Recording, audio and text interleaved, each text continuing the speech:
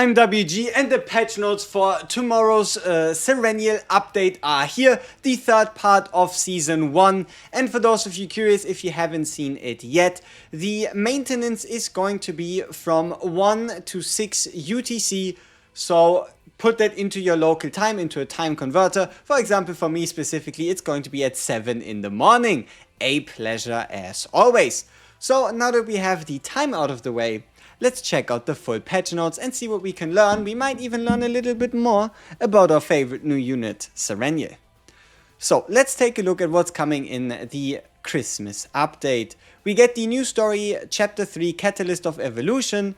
So you need to clear Chapter 2, meaning you once again get crystals, gold, XP, and overall you get the chance to try out the new character as well as a combination of different epiphanies to get to know the character. So for example, if you're still unsure if you want to summon for the character at any point in time, play the story and learn more about her. Then the second half of the Great Rift begins on top as well, meaning it's going to be a different boss, new mechanics, new updates, new buffs, new units being stronger, new shenanigans, and as they told us, there's going to be a focus on ravaging targets, meaning units like Sereniel, like Kalib, like Selena might actually be on the forefront. So that is the Great Rift, and then we have 2 teams to battle an unkillable boss determined by the total damage. Each team can only play for a limited number of turns. We'll have to see the full thing before we know what happens. Then we have ourselves the next supply store. So in the supply store we have 5 premium summons, 5 standard summons, 5 fashion summons. This is the material you need to upgrade a character potential, like the crit potential, the crit damage potential from 9 out of 10 to 10 out of 10. Or no, for 4 out of 5 to 5 out of 5, just to like max out the characters. Think of it like Croning in Genshin, right? Then we have ourselves the Shards of Condemnation, which is the Judas skill material.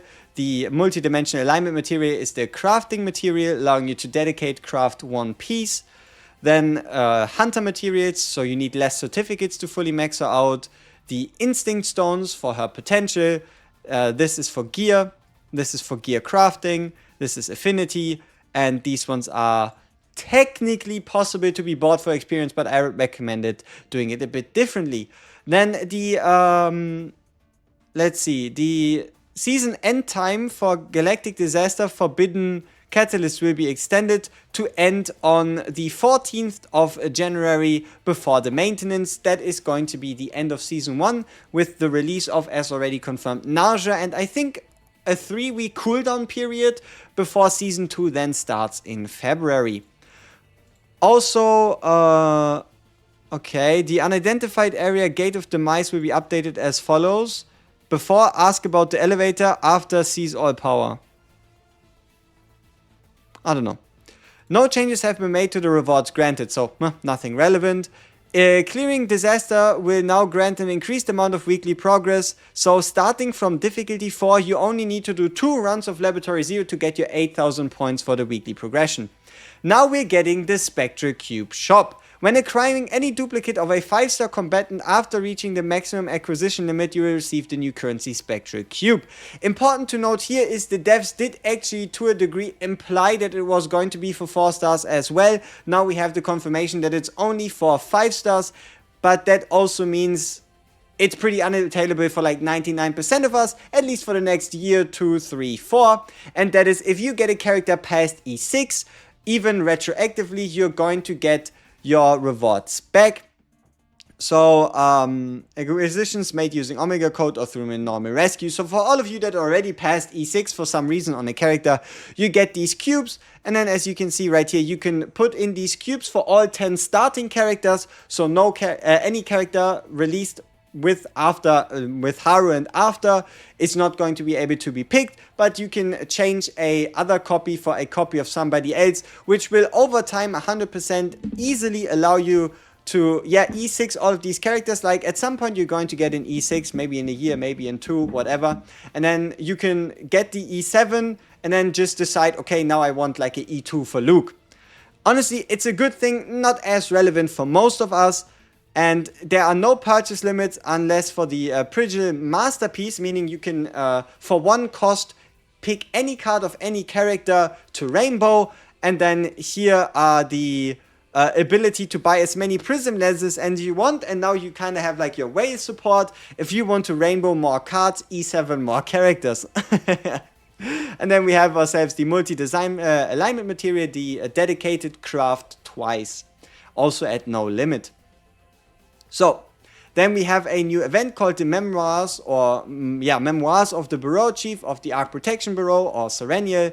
It's just going to be a bunch of rewards. So we have crystals, stamina, fashion summons, some research notes, some gear upgrade materials, and more importantly, hunter promotion and hunter partner promotion materials, making it even easier for you to get her in. So let's have a look at the values. You see it's around like 300 crystals, some upgrade materials, and a fashion pull.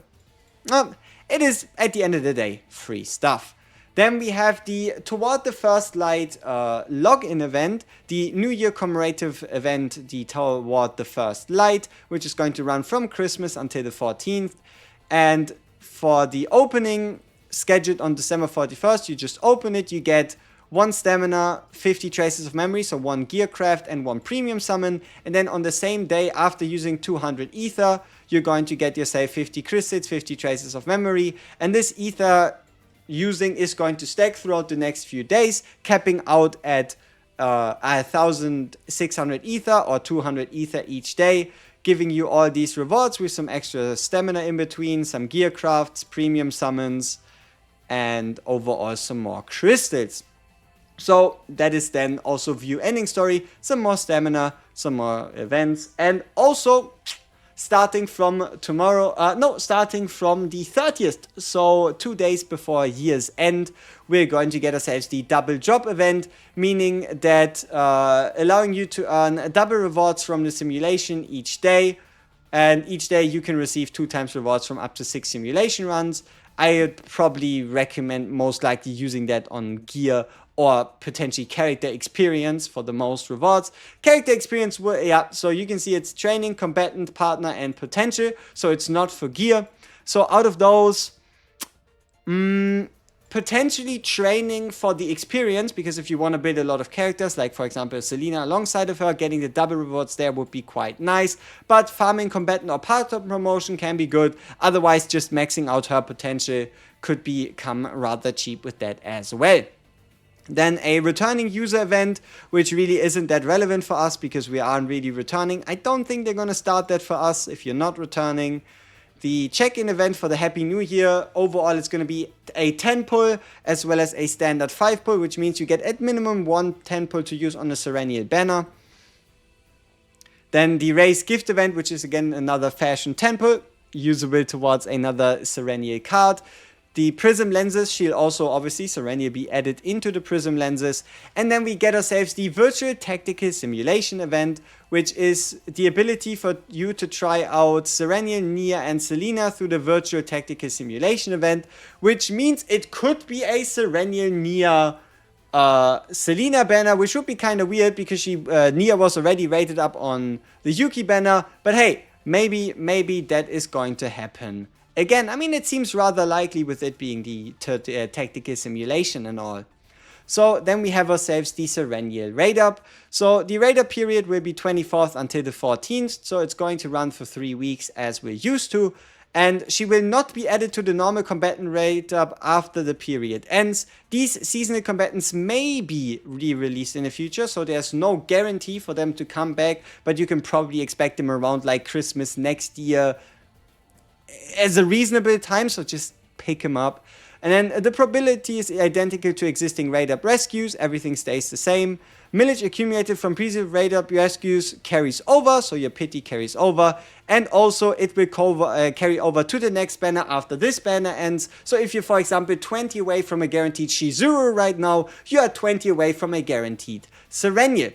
The memory codes sold in the combatant memory archive are only available during the raid up period, meaning you'll be able to buy 2 copies of Sereniel once you get her for 400 premium mileage each, or you can buy the dedicated partner for 300, which is something I could recommend to all of you because it saves you summons in the long run. Instead of having to go to potential 70 summons to get the partner, you could buy the partner for 300 and rather use your summons on the Sereniel banner to potentially hit multiple, hit early, and also seeing as how both have a 70 pity, one costs 300, one costs 400, going for the 300 and then just summoning more on Sereniel might be the way to go.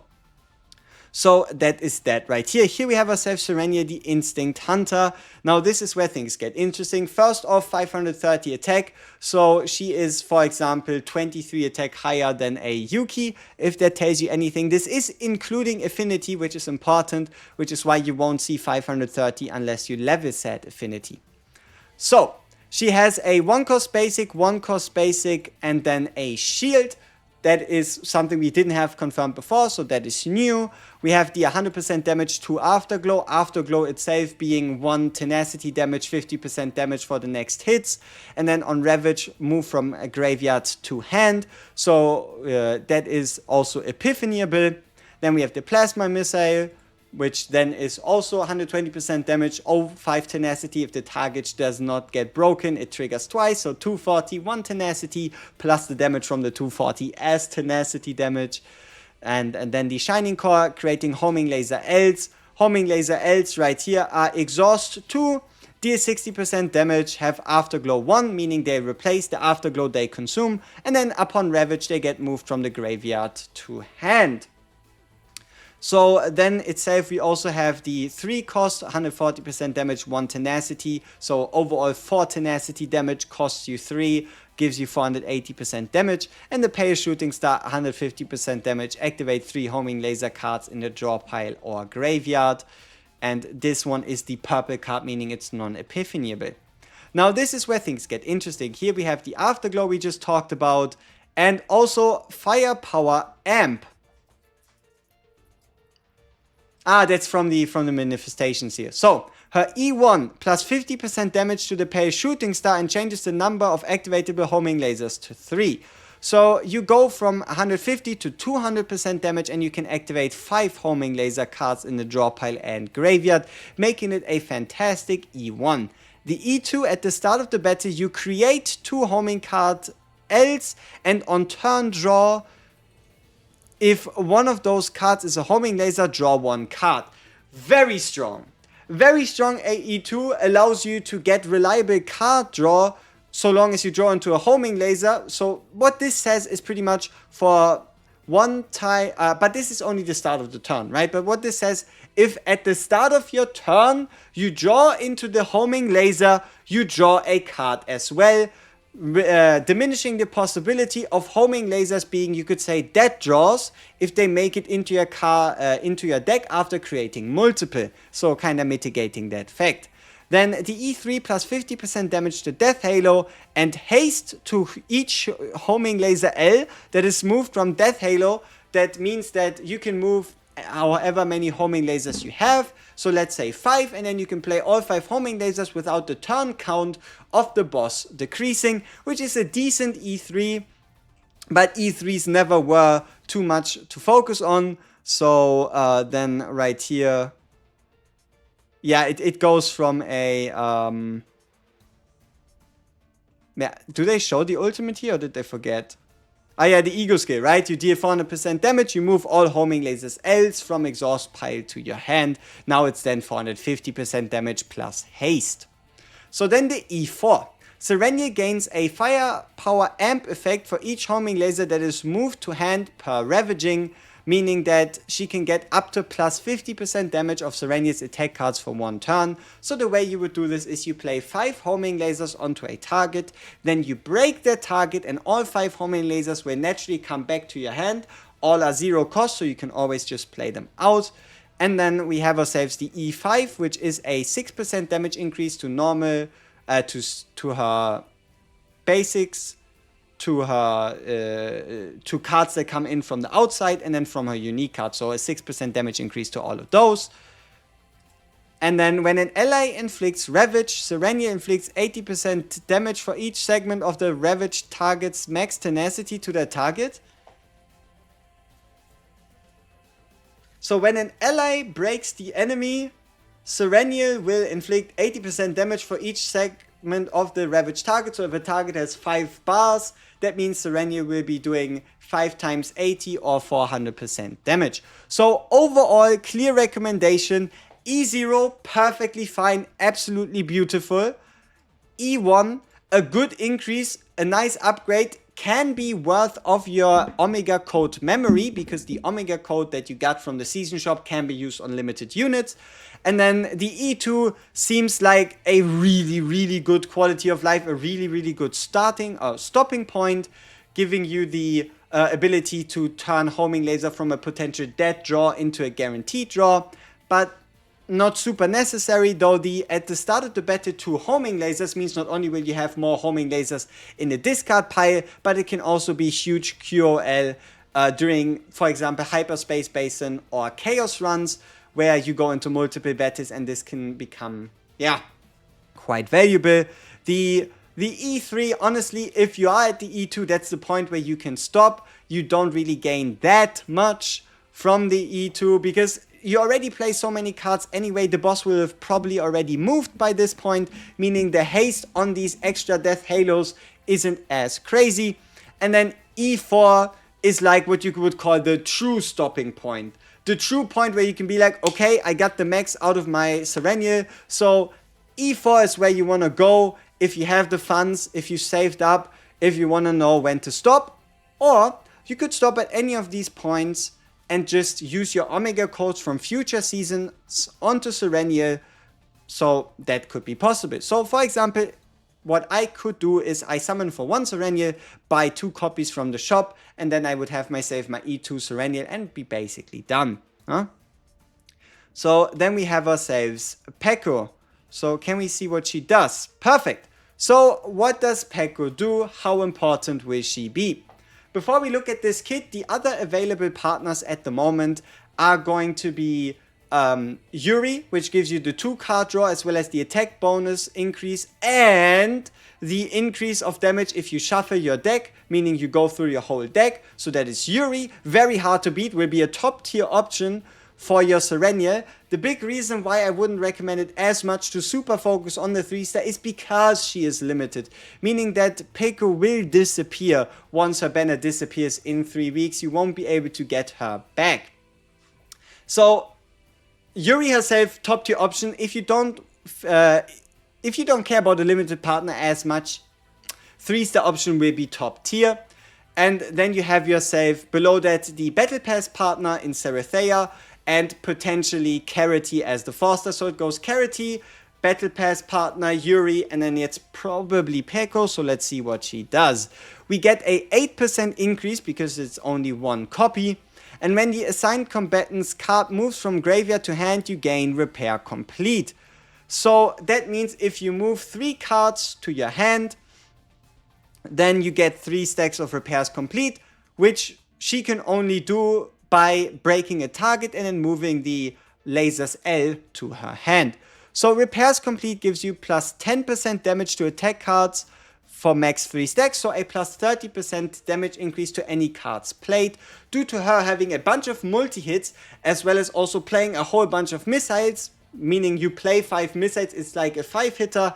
This plus 30% is actually quite great. And then increases the damage of the assigned combatant's attack cards that are used against Ravaged by 15%. Multiplicative increase to the damage of all cards of the combatant used against broken targets. So if, for example, the base damage is 100%, it goes to 115. Base damage is 200%, it goes to 230%. And then the maximum values would be a 16% attack increase, 30% multiplicative, 60% additive. So she seems absolutely worth it. Let's have a look at the ego skill. When an ally inflicts Ravage, 1 overclock to the assigned combatant 1 times per turn, giving you plus 25% crit chance for 1 turn when an ally inflicts Ravage.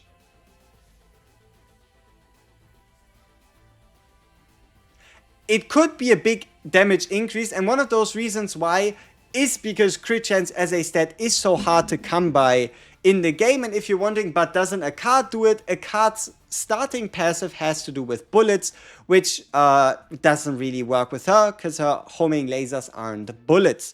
So overall, damage increase through crit chance, with crit chance being hard to come by. Seeing if you get her to like 50% crit chance with gear, you'll then be able to put on an additional plus 25% with the partner skill. So this at minimum is better than Yuri, if only slightly, and then sky high better. We'll obviously have to do the testing, have to run her in stages, and then also you'll get an advantage in, for example, attack stat. So that is her. Then we also have a new basin of hyperspace. The support effect this time, on Ravage you increase the morale equal to the maximum value of the tenacity of the ravaged monster, meaning if a monster has a bar of 5, you get 5 morale. The Chaos mission changes and notes. New Chaos missions will now be entered using the story team, and in Chaos missions played with the story team, save data will not be obtained. Okay. So what you were able to do before is enter with any team that you wanted, allowing you to get like half broken, half full save data by playing the Chaos planets during the story. It's not that relevant. Then Arc City excursion improvements. When a combatant is marked as a favorite in the unigram, meaning in your mobile system, right, in your chat system, they'll be guaranteed to appear each day. So you can dedicate farm for characters by marking them as favorites in your unigram. And own combatants will now appear even in previously locked areas. I guess you can then unlock them after you know where they are. So this unit on the battle missions Abyss, if I'm not wrong, should be the partner of Narja, who's our unit to be released on February 14th. January 14th, but now we have battle missions improvements. The battle mission chapter 8 will be unlocked with both normal and hard difficulties, once again giving you a massive influx of units, crystals, gear enhancement materials, and most importantly, character experience. If you don't have enough character experience, play the battle missions. Trust me, they are incredible. Normal difficulty unlock conditions, hard difficulty unlock conditions, you can have a look. And then also a new battle mission difficulty called Abyss, meaning there will be now 3 further chapters of battle missions, and these are even more difficult, so that should be still even more crystals, units, rewards, and most importantly, character experience. If you don't want to farm character experience because it's a little inefficient, play the new battle missions. Enemies that possess rare species or gain increased damage after a certain number of turns will also appear, so you should take on the Abyss challenge, which is again a bit more endgame content for your favorite save data. Now we have Arc City disaster scenario improvements. Disaster scenarios will focus on carrying out relief operations to restore city management reduced by disasters. Better display for each objective. You'll know that a number pushes you below the next rank grade. You get better affinity management to know which affinity you get. They'll show you that a combatant is in deep trauma because you cannot accept a policy of a deep trauma combatant. The background of the operation result screen will now be changed based on the outcome. Yeah, it's minor changes, right? Okay, Chaos Fate improvements. Among permanent and unlockable fate effects with low efficiency or selection rates to their grade will be improved. Okay, so Satiety, which is the debuff for leaving a Chaos early, will no longer give you 10% HP, but it will give you a random normal common card. Okay, so permanently restarting runs now got a slight nerf because they now put a neutral card into your deck, meaning it's a card that you'll have to remove, or it's a card that could brick your deck, meaning it is now more encouraged to leave after the first waypoint so that you don't get the Satiety debuff. Very important. And an Aether Eater will appear when entering an elite area, decrease health of monsters by 20%, making elite battles easier, which is quite sweet. Now let's have a look at the rest of the fates. Guarantees a legendary equipment when defeating an elite for the next 2 times, which is okay. Decrease current health by 50, but 2 legendary pieces of equipment good starting point, because especially in the early fights, you'll definitely find the opportunity to heal yourself back up. 2 pieces of legendary equipment is really strong. On winning the next battle in a normal battle area, there's a 30% chance for a random rare... just more gear drops, which can be quite useful, especially if you're specifically gear hunting. Lose 50 credits and get a random legendary neutral card, which can also be quite good because it includes cards like Gear Bag, Reorganize, and powerful cards like those. On entering an unidentified area each time, obtain 25 credits. So per unidentified area, 3 credits. That is really good. That can help you afford things in the shop rather than having to fight in an area to get the credits. On each move to a new area, obtain through 10 credits without the health reduction. Also very powerful, because overall you go to like 10, 12, 13, 14, 20, whatever amount of areas. So that's like 200 plus credits right there. Upon entering the Lang shop, each time 1 random displayed item will be on sale for the next 3 times. It's still a bit too random and doesn't seem to work with refreshes. Number of break recovery cards required all combatants by 2, meaning your first breakdown would only require you to use 3 cards to break out rather than the normal 5. And then at the end of the battle, recover 10 health. If you're using at the moment a weaker healer like Cassius, like Ray, this can be incredibly powerful. So nerf to the satiety for you just insta-quitting and restarting, and an improvement to all the fates and rewarding you for not insta-quitting. You only have to make it to the first waypoint though to get around that one. These are packs, so let's have a look at the deals real quick. This is around around like $1.20 per summon. This is around $1.30. $1.20-ish again. And then here that's like 75. This is like 1.3, 1.4 per summon.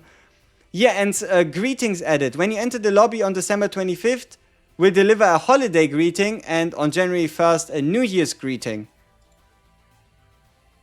Ah, okay. QL improvements. The combatant replenished materials pop-up will be improved, so it will help you better know when you farmed enough for a character.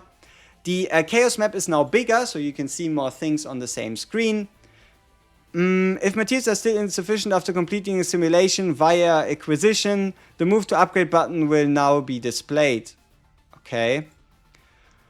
Codex record, sure. Now you'll know that you get rewards from the counseling.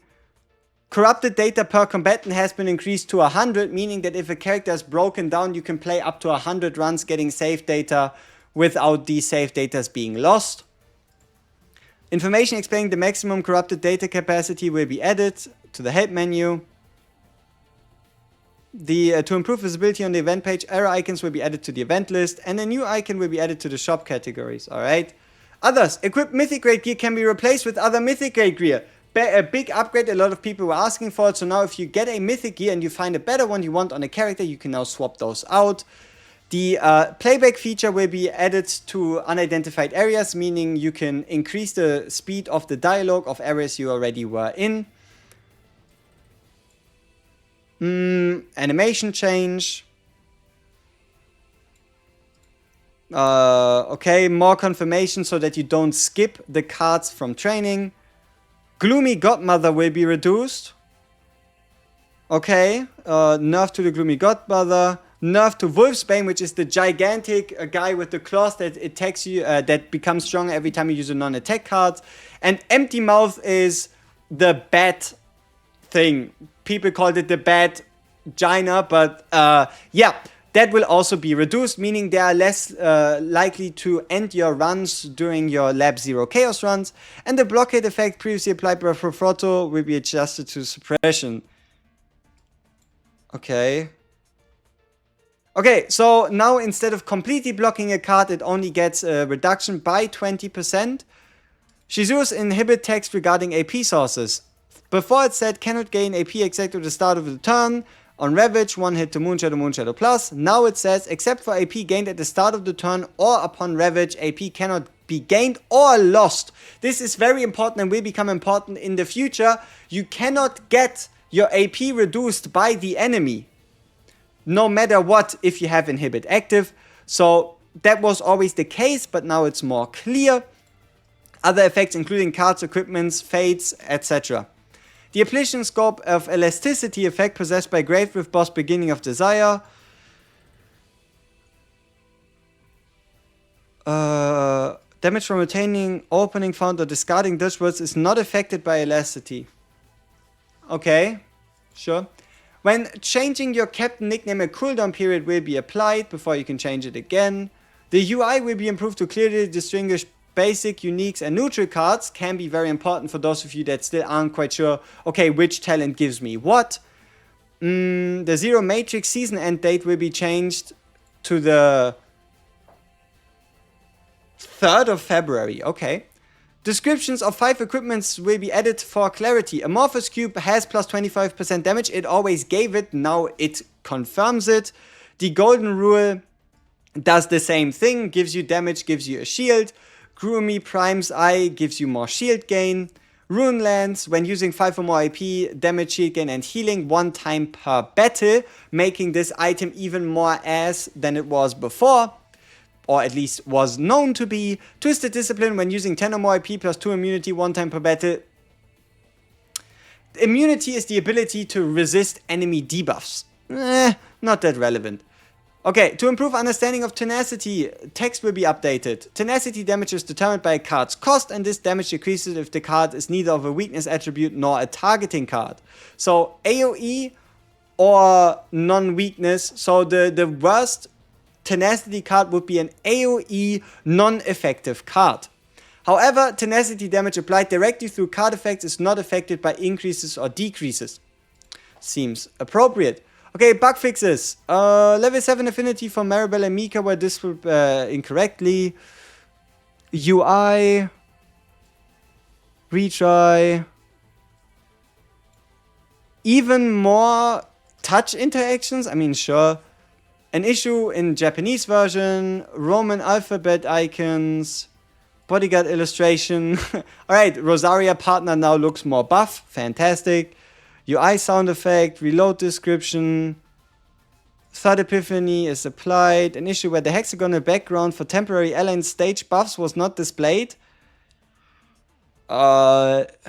Hexagonal background for temporary ally stage buffs, okay. Okay, just some text cut off. Increase. Sound effects were cut off. Error. Sound effect, sound effect, sound effect, sound effect. An issue where equipment not obtainable from the blue pot incorrectly appeared in the collection. Shh. Sticker reward. Okay. An issue where battle mission BO8 is not displayed. Okay. Inhibit effect will be revised for clarity. Could not be obtained where selectable. Okay, so I changed the neutral cards. Ambush card obtained by deliberation fate could be used when in a breakdown state. An issue where the card list did not appear in situations. Okay, seems good. An issue where promotion stat bonuses were not applied to try a save data combatants. Not that relevant. Memory 4 fragment set will be adjusted to apply only to cards. The Judgment Flames memory fragment 4 set. Okay, I guess it was a little broken before. Will-O-Wisp was not obtainable when attacking an Ether Eater. Very random. No proper animations. Did not deal correct number of damage based on number of passion cards that turn when the 5th Epiphany enhancement was triggered. Oh, so Malin's Dragonspire wasn't working if you had an E5 or higher. Interesting. Highlight was not displayed of Yuki's Flash Slash. Okay, and that's it. Those were all the patch notes for tomorrow's update. And as always, we see each other live on stream. Peace!